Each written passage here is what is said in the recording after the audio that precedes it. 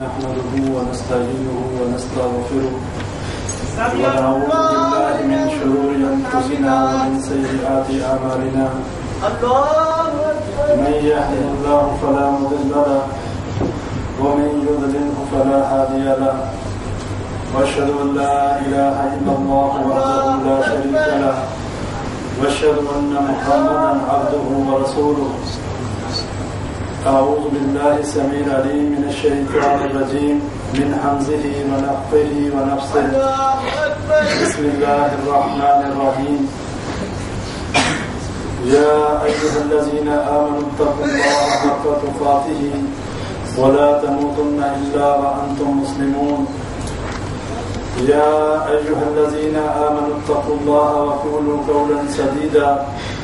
يصلح لكم أعمالكم ويغفر لكم ذنوبكم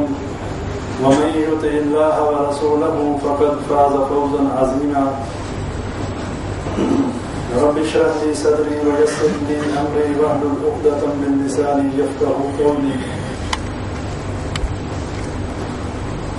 ومن أحسن قولا ممن دعا إلى الله وعملا صالحا وقال إنني من المسلمين. السلام علیکم ورحمۃ اللہ.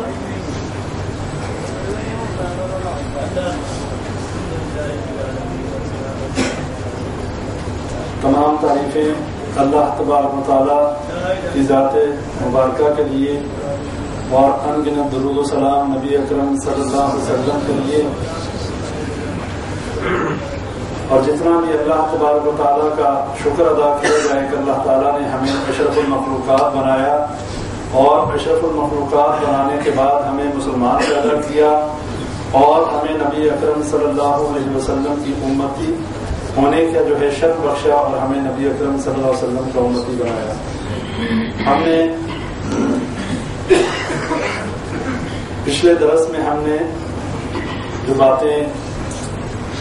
سیکھنے اور سمجھنے کی کوشش کی تھی وہ قبروں کو سجدے کرنا، قبروں کو کے ارد گرد طواف کرنا، قبروں پر جا کر غیر اللہ کے لیے ذبح کرنا، اس کے بارے میں احادیث آپ بھائیوں کے سامنے رکھی تھی. اور وہ دو احادیث دوبارہ بیان کر کے ہم اگلے جو ہے وہ سبق کی طرف چلتے ہیں کہ نبی اکرم صلی اللہ علیہ وسلم نے 4 لوگوں پر لعنت فرمائی تھی. اور وہ 4 لوگ کون تھے؟ ایک وہ شخص تھا کہ جس نے غیر اللہ کے نام پر ذبح کیا، نبی صلی اللہ علیہ وسلم نے اس پر لعنت فرمائی. دوسرا وہ شخص تھا کہ جس نے اپنے ماں باپ پر لعنت کی، یعنی ان کے اوپر لعنت کا بننے کا دلوانے کا موجب بنا، یا اس نے اپنے ماں باپ کو گالی دی کہ کسی اور کے ماں باپ کو گالی دی اور اس نے اس کے ماں باپ کو گالی دی. تو نبی اکرم صلی اللہ علیہ وسلم نے ایسے شخص پر بھی لعنت فرمائی کہ جو اپنے ماں باپ پر لعنت کرے اللہ کی اس پر لعنت. تیسرے نمبر پہ نبی صلی اللہ علیہ وسلم نے فرمایا کہ جو کسی بدعتی کو جو ہے وہ پناہ دے، کسی بدعتی کو پناہ دینے والا جو ہے، نبی صلی اللہ علیہ وسلم نے فرمایا کہ اس پر بھی اللہ کی لعنت. کیوں؟ کہ اس لیے اس پر لعنت کہ وہ دین کو گرانے اور دین کو مٹانے کا علمبردار ہے. وہ ایسا شخص ہے کہ جس کے ذریعے سے دین کی بنیادیں جو ہیں ان کو کھوکھلا کرنے کا وہ موجب ہے. اس کے ذریعے سے دین کو نقصان پہنچ سکتا ہے اور ایسا نقصان پہنچ سکتا ہے کہ جس کے ہوتے ہوئے کہ کوئی شخص بدعت اس لیے ایجاد کرتا ہے کہ وہ یہ نہیں سمجھتا کہ یہ برا کام ہے، بلکہ وہ نیکی سمجھ کر ایک کام کرتا رہتا ہے. شیطان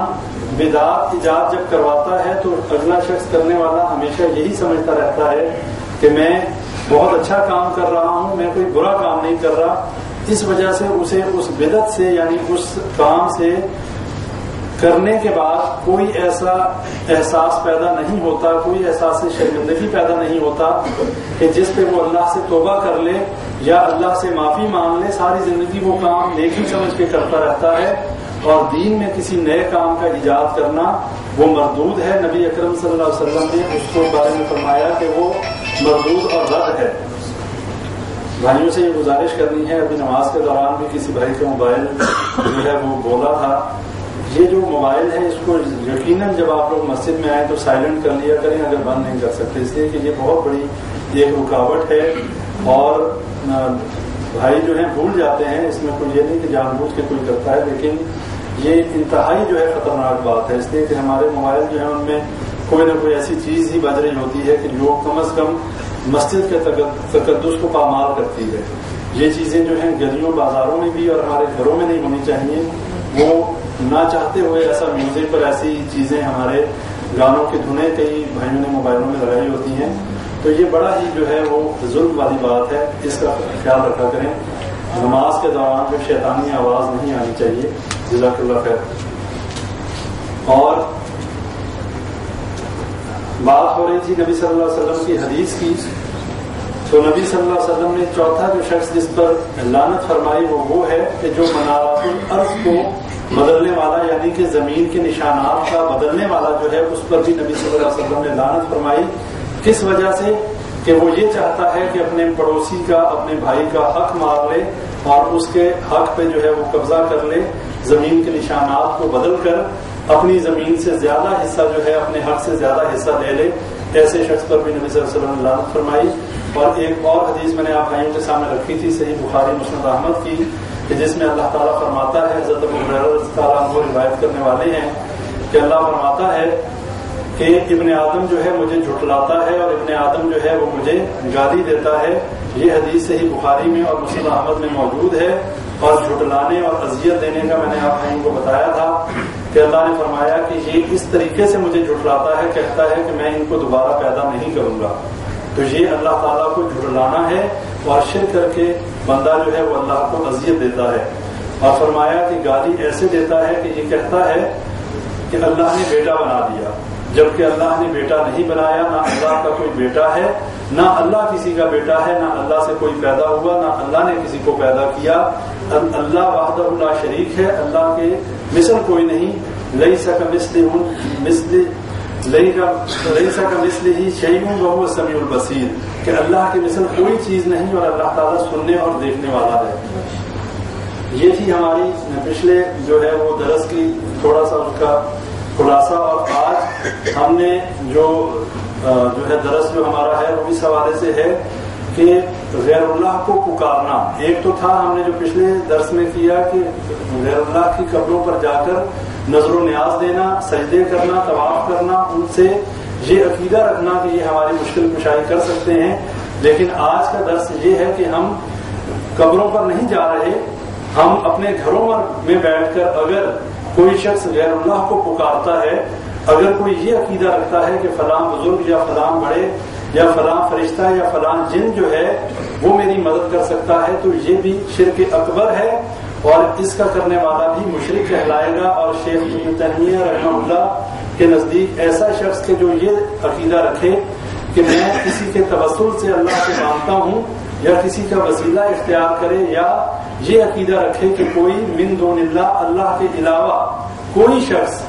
جو بھی اللہ کے علاوہ ہے وہ من دون اللہ ہے کہ جس کی عبادت کی جا سکے، اگر کوئی یہ عقیدہ رکھے کہ وہ ہماری مشکلوں کو حل کر سکتے ہیں اور ہماری دعاؤں کو سن سکتے ہیں، تو ایسا عقیدہ رکھنے والا کافر ہے، ایسا عقیدہ رکھنے والا مشرک ہے۔ تو ہمیں ایسا عقیدہ قطعاً نہیں رکھنا۔ کون سا عقیدہ؟ کہ ہم یہ عقیدہ رکھیں کہ اللہ تعالیٰ کے علاوہ کوئی اور بزرگ یا کوئی نیک ہستی یا کوئی فرشتہ یا کوئی جن جو ہے وہ ہماری مدد کر سکتا ہے، وہ ہماری مشکل کشائی کر سکتا ہے اور وہ ہماری ہر طرح کی ضروریات کو پورا کر سکتا ہے۔ یہ عقیدہ شرکیہ عقیدہ ہے، اور یہی بات اللہ نے قرآن میں فرمائی ہے۔ جو ہم سورہ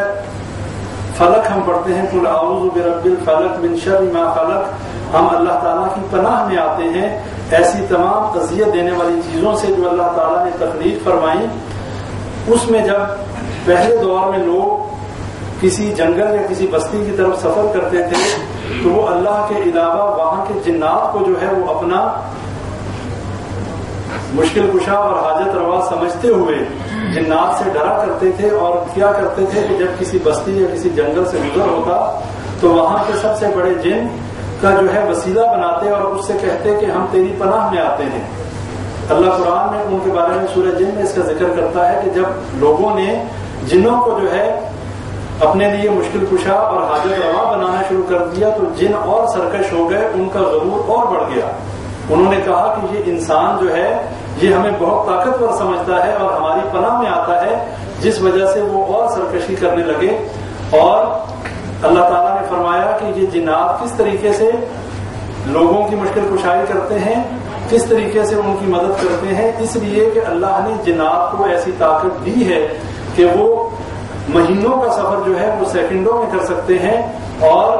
ان کی جو ہے انسان ان کو نہیں دیکھ سکتا اور وہ جو ہے انسانوں کو دیکھ سکتے ہیں. اس وجہ سے جنات جو ہیں کچھ لوگوں کے مسائل کا حل کر دینا، کس لحاظ سے ان کو غیب کا جو ہے بات بتا دینا شیاطین کے ذریعے، یا ان کے جو ساتھ ہر انسان کے ساتھ ایک شیطان اور ایک جن ہوتا ہے اس کے ذریعے سے خبروں کا معلوم کر لینا اور پھر اس جن کا بتا دینا اس انسان کو، تو انسان یہ سمجھتا ہے کہ یہ بہت پہنچا ہوا ہے اور یہ ہماری مشکل کشائی کر سکتا ہے، حالانکہ ایسا معاملہ نہیں ہے.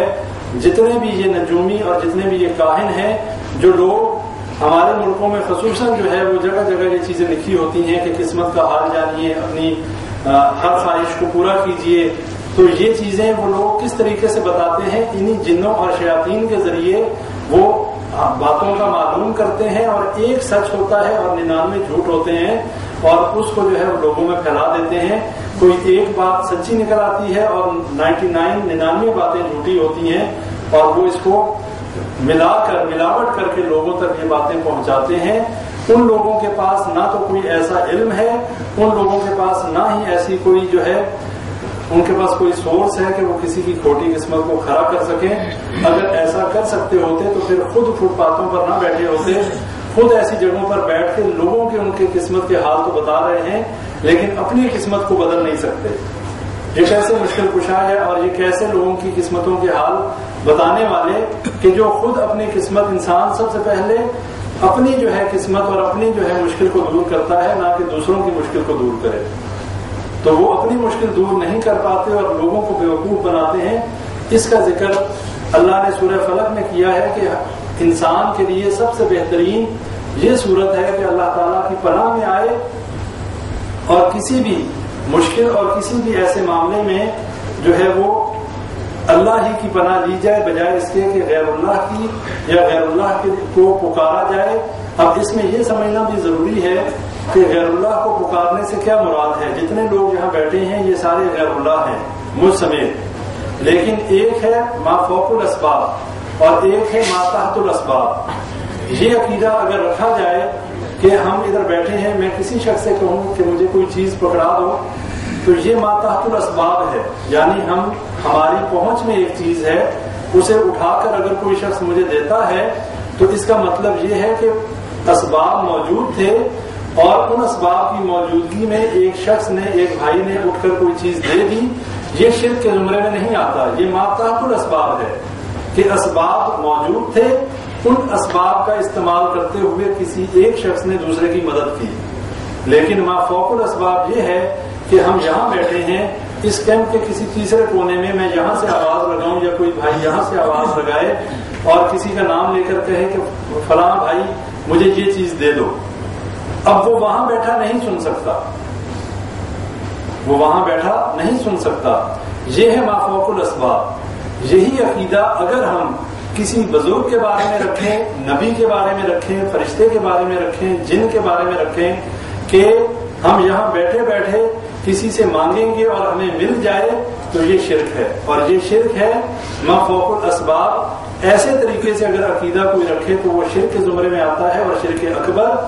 اور اللہ تعالیٰ نے ایسے شخص کے بارے میں فرمایا کہ وہ مشرک ہے اور اس کے اوپر جنت حرام ہے، جو شخص ایسا عقیدہ رکھے. اس کے بعد مشکل سے بچنے کے لیے ایک حدیث آپ بھائیوں کے سامنے رکھتا ہوں کہ جس میں صحیح مسلم کی حدیث ہے. نبی صلی اللہ علیہ وسلم نے فرمایا کہ جب کوئی شخص کسی جگہ پر سفر کرے یا کسی ایسی جگہ پر جائے کہ جہاں کی مشکلات اور جہاں کی مصیبتوں سے وہ بچنا چاہے تو وہ یہ کلمات پڑھ لے: اعوذ بکلمات اللہ التامات من شر ما خلق. اگر وہ یہ کلمات پڑھ لیتا ہے اس بستی میں پہنچتے ہوئے تو جب تک وہ وہاں اس بستی میں قیام کرے گا وہاں سے چلنے تک وہاں کی ہر قسم کی موذی جو ہے وہ جانوروں اور وہاں کی تمام مصیبتوں سے وہ اللہ تعالیٰ کی حفاظت میں آ جائے گا اور وہ چیزیں اس کو نقصان نہیں پہنچا سکیں گی۔ دین اسلام کے اندر ہر بیماری اور ہر مشکل کا حل موجود ہے شریعت کی روشنی میں، لیکن مسئلہ یہ ہے کہ ہم لوگ ہمیشہ سے شارٹ کٹ کے عادی ہیں۔ ہم لوگ خود کچھ نہیں کرنا چاہتے، ہم یہ چاہتے ہیں ہم اپنے گھروں میں بیٹھے رہیں، ہمیں ذرا محنت نہ کرنی پڑے، ہمیں نماز نہ پڑھنی پڑے، ہمیں ذکر نہ کرنا پڑے، ہمیں قرآن کی تلاوت نہ کرنی پڑے، کوئی بھی کام ہمیں نہ کرنا پڑے۔ کوئی ایسا معاملہ ہو جائے کہ سال میں ایک دفعہ کوئی ایسا کام کر لیں کہ ہمارے سارے سال کے جو گناہ ہیں وہ بھی بخشے جائیں اور ہماری مشکلات گھر بیٹھے حل ہو جائیں، تو یہ تھوڑا معاملہ مشکل ہے اور یہ ہماری اپنی نالائکی ہے۔ ہمیں ہر کام خود کرنا ہے، نماز ہمیں خود پڑھنی ہے، ذکر اذکار ہمیں خود کرنا ہے، گھر میں تلاوت ہمیں خود کرنی ہے۔ یہ کام کرنے سے انسان اللہ کی پناہ میں آ جاتا ہے، اللہ کی حفاظت میں آ جاتا ہے، اور جس کی حفاظت کا ذمہ اللہ تبارک و تعالیٰ لے لے پھر اس کے لیے کسی قسم کا ڈر اور خوف نہیں۔ تو یہ جو دعا ہے یہ بہت ہی آسان اور بڑی ہی مختصر دعا ہے، تمام بھائی اسے یاد کر لیں، اس لیے کہ جب بھی کسی جگہ پر جائیں صبح شام کے اذکار میں بھی یہ دعا جو ہے پڑھنی چاہیے۔ جب انسان فجر کی نماز پڑھ لے تو اس کے بعد یہ اذکار جو ہیں ان میں یہ ضروری ہے، یہ بھی ان میں سے ایک دعا ہے، اعوذ بکلمات اللہ التامات من شر ما خلق، کہ میں اللہ کی پناہ میں آتا ہوں ان تمام ایسی چیزوں سے کہ جو نقصان پہنچا سکتی ہیں، میں ان سے اللہ کی پناہ میں آتا ہوں، ان کی برائی سے۔ اس کو روایت کرنے والی سیدہ خولہ بنت حکیم رضی اللہ عنہا ہیں، انہوں نے اس کو روایت کیا ہے، صحیح مسلم کی حدیث ہے۔ یہ دعا ضرور بھائی جو ہے وہ یاد کریں۔ ابھی یہ بات آپ بھائیوں کے سامنے رکھی ہے کہ غیر اللہ سے استعاذہ کرنا یعنی کہ استعانت مدد طلب کرنا یہ شرک ہے۔ ہم غیر اللہ سے یعنی اللہ کے علاوہ کسی اور سے مدد طلب نہیں کر سکتے ما فوق الاسباب، اور ما فوق الاسباب میں نے بتا دیا کہ جو اس شخص کی پہنچ میں نہیں ہے۔ ہم یہاں بیٹھے ہیں اور یہاں سے بیٹھے ہم